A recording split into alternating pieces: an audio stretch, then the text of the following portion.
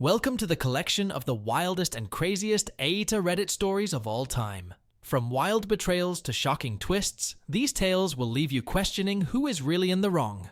Let's dive in together. The first story for this collection is from Boxo FCRA Yola. AITA for leaving my husband after he was diagnosed with cancer. Me, F36, and my husband, M41, have been married for 8 years. 4 years ago, I myself was diagnosed with sarcoma. We caught it a bit late, and it's honestly a miracle I survived.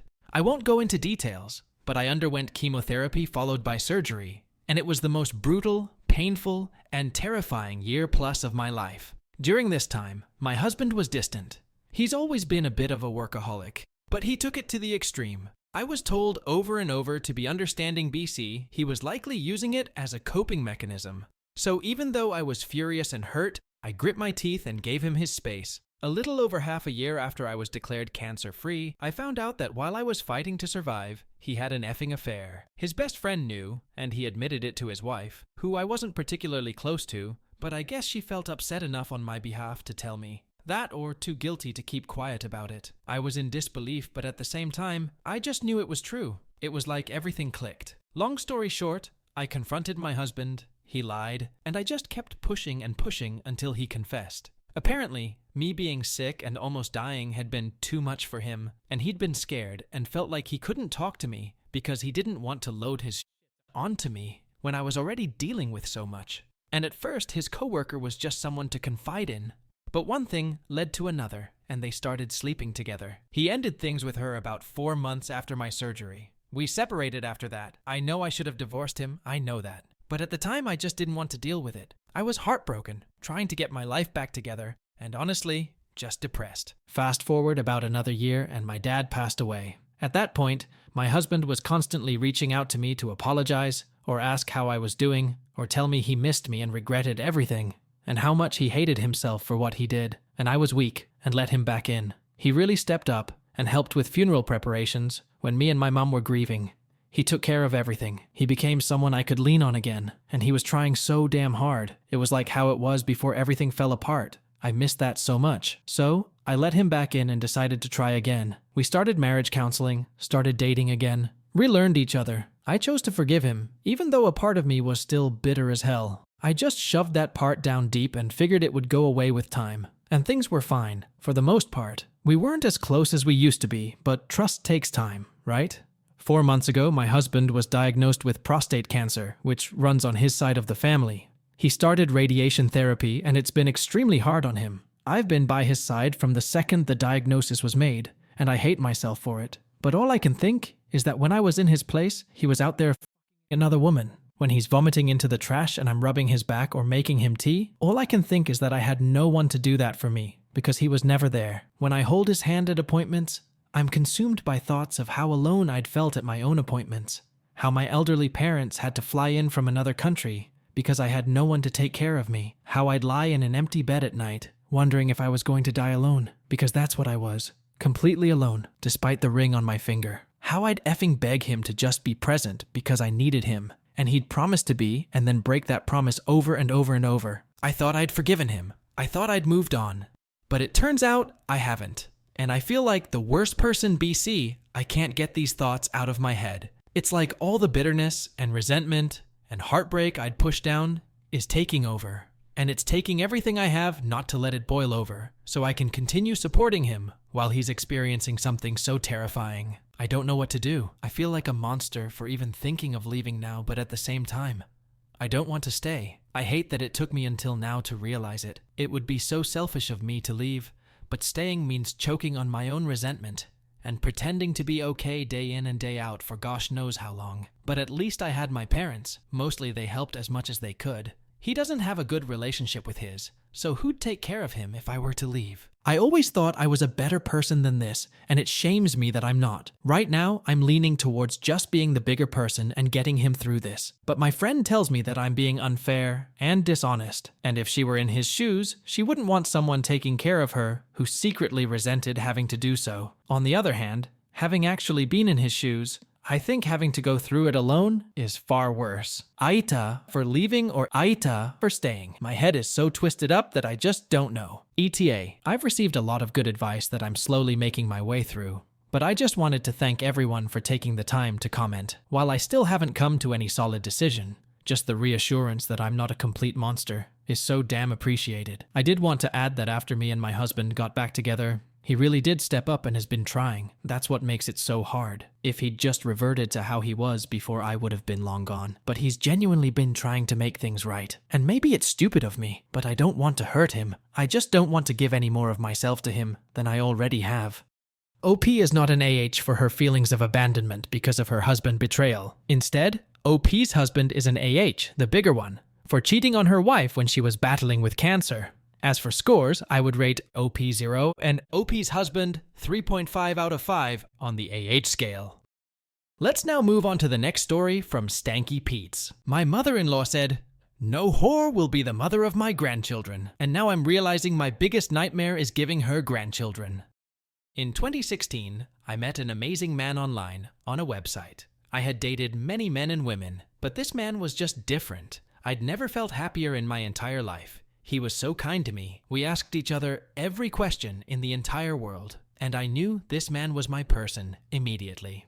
People thought we were dating before we were even dating because our chemistry was clearly amazing. The website we met on was a game he owned that his entire family played. My man and I were chatting away in the public chat together for days, and then one day his mother came in and immediately was angry. She said, "Who is this woman? And did I give her permission to flirt with my little boy?" I was immediately like, what? And I made a little joke because I like to try lighten the situation. I didn't know I needed permission. Well, I guess she hated that reply. So she made it her literal life mission to try make us as miserable as possible. She threatened to kick him out if he didn't immediately ditch me. He didn't give her a reply to this, so she kept trying to say other horrible things to convince him that I was just a gold-digging whore, without ever having talked to me or knowing what kind of human I was.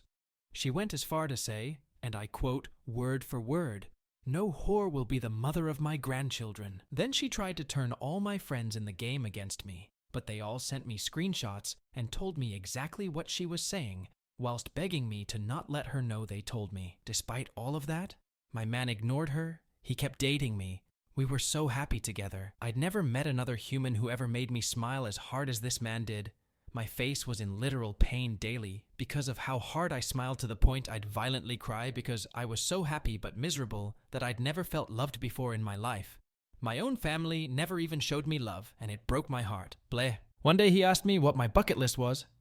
My whole life has been going on a road trip with amazing humans and just exploring the world, so he offered to take me on a 3-month road trip. He's from USA, I'm from Australia, so we did it. We went across 27 states in the USA and it was amazing. I didn't want to meet his mother for what I think was obvious reasons, but the rest of his family was amazing to me and they welcomed me with open arms on his game, so I came to his house anyway and met his family. At some point his dad even said very awkwardly at the table, when it was just us, and my man, Lizzie, me, seems very terrified to meet her. She's so stressed out and holy yes, I was stressed. I could barely breathe. I can literally remember exactly how I felt sitting in that chair, almost crying because I was so sad. My previous mother-in-law loved me. She treated me like a whole queen, and I couldn't believe I'd fallen in love with a man who had such a horrible mother. But I love him, and he asked me to do it for him. His mother at first was really stiff and uppity about the way she talked to me, and I hated the family dynamic she created every day with her children. She was as always angry at one of the kids and making a point of it by saying XYZ is my favorite now instead of XYZ. And honestly, that's everything I hate about parents, how they try make the others suck up to them for forgiveness. How they create a hierarchy in their own family, all because you live under my roof, you'll do what I say, and I don't need a reason type behavior. His mother also treated the youngest son's girlfriend like absolute but like to her face, and she was also clearly stressed out. The oldest son's girlfriend is like the queen. She treats her with unconditional love and support. They're like besties. Also, I heard her say this a lot. She said, "My sons are only allowed to marry women with blonde hair and blue eyes." Hello to Hitler. Anyone. The youngest son's girlfriend has dark brown hair and brown eyes. I have blonde hair and brown eyes. But when I visited her, my hair was bright red. People always thought I was naturally a redhead, and just straight up refused to believe I had blonde hair. because I'm always making silly jokes, and they just assume that's one of them. Anyway, to the point. I never liked his mother. I only ever replied to her if she asked me a question, and then I left her alone. But as time went on, I could see a shift of her realizing she really liked me. She started trying to basically beg for my attention, offering me gifts and all sorts of love. Suddenly, she's the kindest human ever to me. But I think she's a bad human. I think that someone who can try ruin someone's life, who hasn't harmed anyone, or disrespected her even slightly, is a bad human. I think someone who treats her own sons like their feelings and girlfriends don't matter based on hair and eye colors is not a good human. A few months ago, she randomly pipes up and complains that black people just gather around the shops and they're just saying, in this, in, see, in that, in this, in that, over 15 times. Except she said the hard ER over 15 times. I literally counted 15 times before I just stopped listening to her. Since that day, I haven't been able to sit in a room with her and not want to literally die. She is an insufferable human who has no morals or empathy, and I don't want to be around her. Literally, whenever she's in a room with me, for some reason I can't hear her anymore. Like my whole brain has entirely shut off that she's speaking. Even if it's to me, she asks me questions and I hear my man reply to her instead, and he rarely speaks in front of people, so that's when I pay attention. She also won't stop trying to touch me, and it's so triggering. I've started not going to their weekly family dinners because I think it's pointless for me to change my morals just this once and suffer by listening to someone that makes me this much anxiety and hate. Here's where I may be the Since 2016, my feelings haven't even slightly changed for this man. I love him, and I'm 100% sure that he's my human. But because of his mother being so insufferable, I no longer want to adopt children that could ever be around this woman. There's now the sad irony that the thought of giving this woman grandchildren is my literal nightmare. I've never really wanted to give birth, and I always wanted to adopt. But I've always said that if I had children, I would never subject them to abuse, and I would give them the childhood. I never had. My childhood was so filled with hate, I put my father in prison for 15 years for the things he did to us. I don't want to live in a world where I have to sit my little Sophia down and say, hey, actually, Grandma is crazy, and we don't say that word, and we don't treat people like this. I don't want to have to spend the rest of my life pleading with a child to hear me over her, and I don't see a world where this man would ever deprive his mother from seeing his children. I gave him so many chances to leave me. I tried to leave him to save him myself, but he was always heartbroken, and he always agreed with me no matter what. He supports me, and he's okay with living his whole life with me, even if I never want children. And honestly, who wants to raise children in the United States in this atmosphere anyway? I feel like an for coming here and marrying this man, even though I gave him so many chances to back out. But I love him, and now he seems very sad that I'm no longer coming to his family dinners, and I won't be celebrating Christmas with them. I'll go to all the extra events from his aunts and stuff. Everyone else loves me. His dad is kind to me. He texted me the first time I didn't came to family dinner and said they missed me, and his little brother did too. They're also fun to play Fortnite with and stuff, but I cannot be in a room with this woman. I feel like the obvious answer is to tell this woman she owes me an apology, but why should I have to tell a grown woman that she did something bad? Also, why do people act like humans are like old dogs? She's not old. She works in the medical field. I feel like she's perfectly capable of knowing what she did was not okay. She tried to make our lives hell. She tried to kick him out of home. I don't want to do that.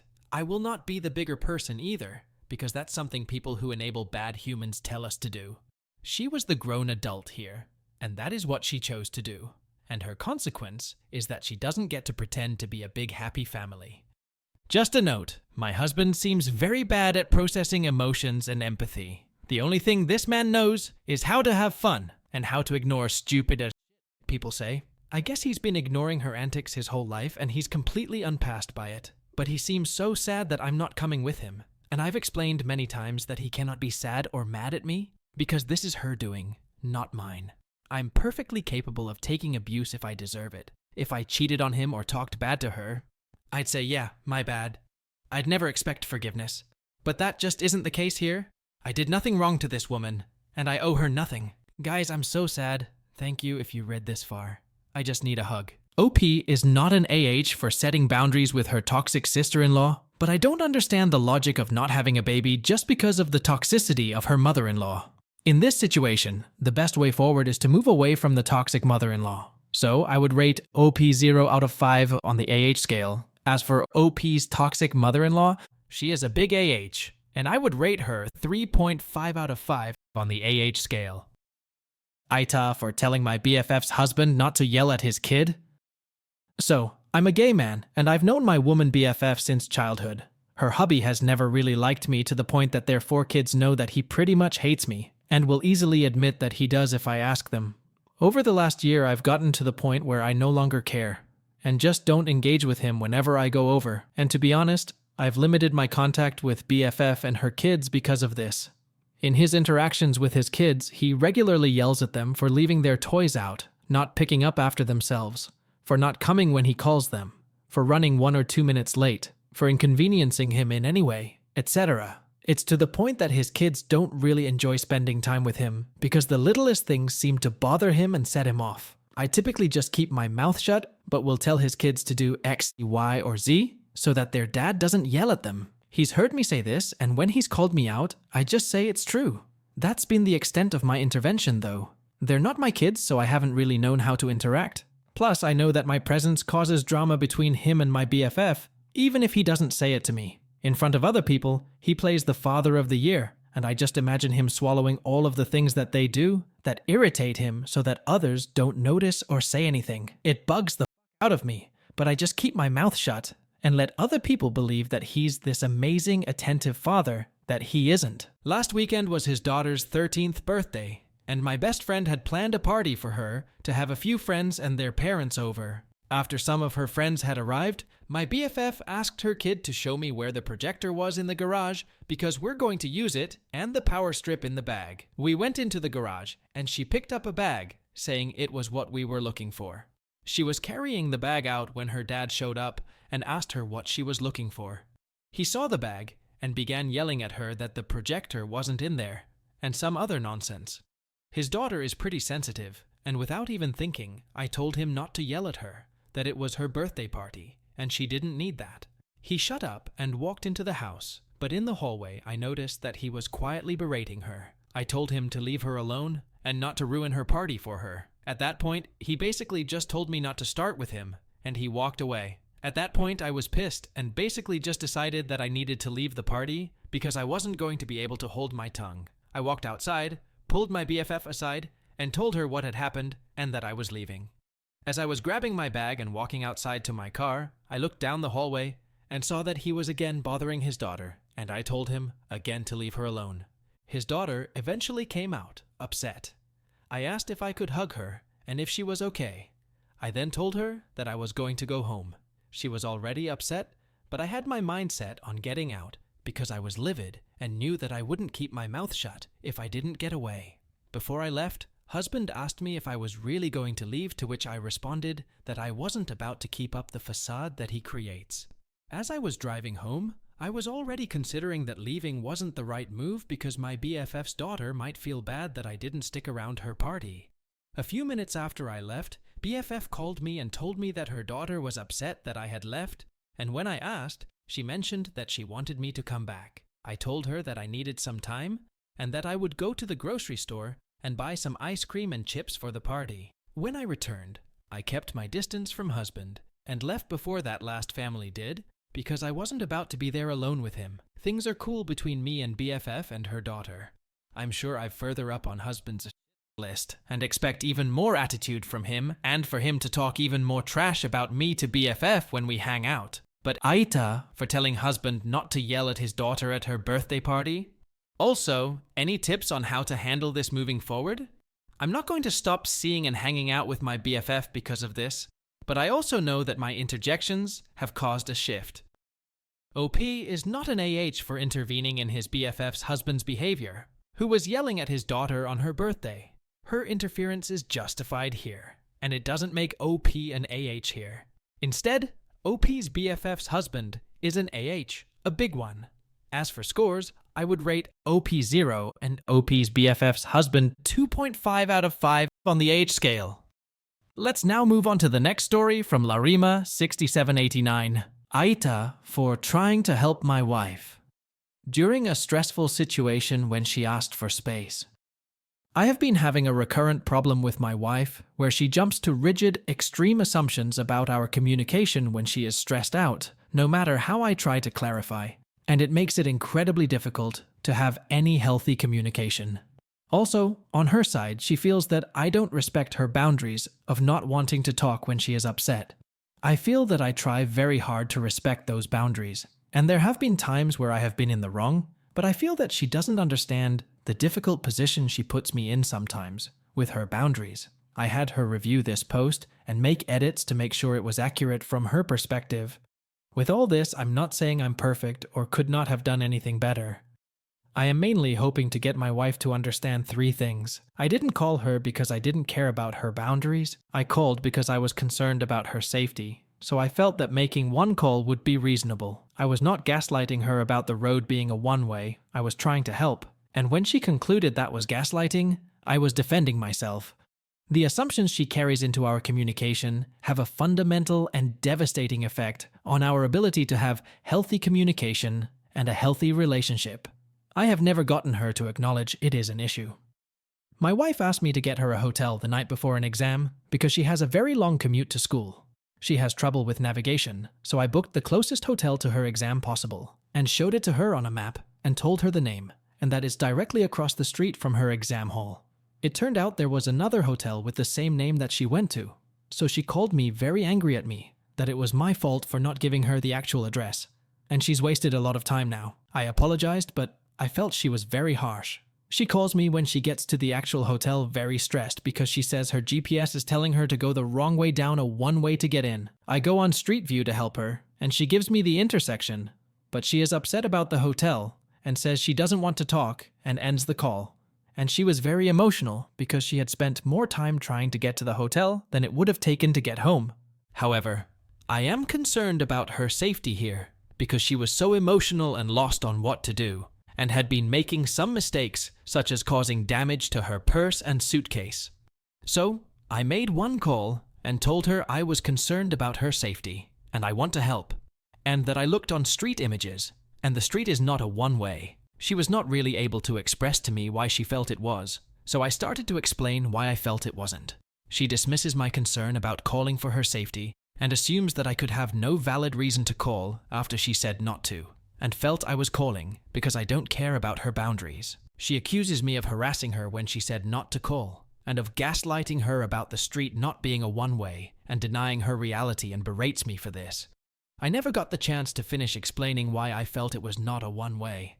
I felt attacked, so I tried to explain why I felt it was reasonable to call, and why I wasn't gaslighting her, and why what I had observed indicated it wasn't a one-way. She interprets this as further gaslighting her and further escalates into berating me. From her perspective, I wouldn't stop pushing my belief that it was a one-way, and from my perspective, I am defending myself against an immediate attack on my character and intelligence. I offer to call the hotel to clarify, but she tells me not to. She later called me saying she was on her way home, because she felt that it would be faster to just come home. I told her I didn't think it would be faster. We talked about it a bit. She told me not to tell her what to do, which I didn't feel I was doing. And I told her she should do what she wants, and she ultimately decided to stay at the hotel. She had said some hurtful things, and has done this kind of thing a lot. So later on in the evening, I did call her 4 times when she wasn't picking up. And I do think this part could be experienced as harassing her, and I apologized for that. I think our text messages after the fact help to illustrate the dynamic and the communication. A lot of her argument and judgment of my character hinged on me being wrong to think it wasn't a one-way. And I do think I got pulled too much into debating whether or not the street was a one-way, which wasn't the point. Wife, I checked again today. The street was a one-way.